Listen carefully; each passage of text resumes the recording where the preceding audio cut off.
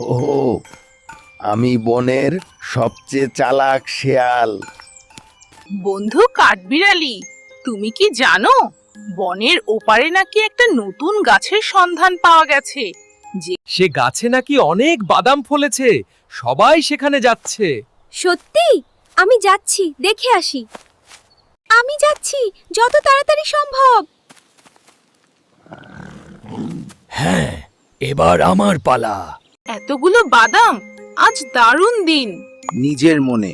ও, বেচারার মাথায় এখন বাদামের গাছ ঘুরছে। ধোকা দেওয়াটা এত মজার। সব বোকা আমিই বানাই। ওহ, যদি ওই পালকগুলো আমার হতো। দেখো এবার কেমন খেল দেখাই। আহা, তোমার পালকগুলো যদি আরেকটু উজ্জ্বল হতো তাহলে তো তুমি বনের রাজার মতো লাগতে। সত্যি? এমন পালক কোথায় পাওয়া যায়? আমি এখনই যাচ্ছি খুঁজতে।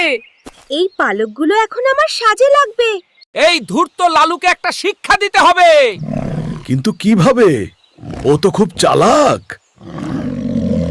আমার একটা বুদ্ধি আছে, আমরা সবাই মিলে ওকে একটা ফাঁদে ফেলবো। বাহ, কি বুদ্ধি! খবর খবর, বনের সবচেয়ে বড় আর মিষ্টি মধুর সন্ধান পাওয়া গেছে। যে সবার আগে যাবে সেই সব মধু পাবে। লালু দৌড়ে ছুটে আসে, মাটির নিচে পাতায় ঢাকা গর্তটা দেখতে পায় না। হঠাৎই সে পড়ে যায়। ধপাস! বাঁচাও! আমি আর এমন করব না। তুমি আমাদের সবাইকে ঠকিয়েছো, এখন বুঝলে? আমি সত্যি দুঃখিত, আর কখনো কাউকে ঠকাবো না। তোমাকে আমরা তখনই তুলবো। সবাই মিলে লালুকে সাহায্য করতে দড়ি ফেলে দিল। ধন্যবাদ বন্ধুদের।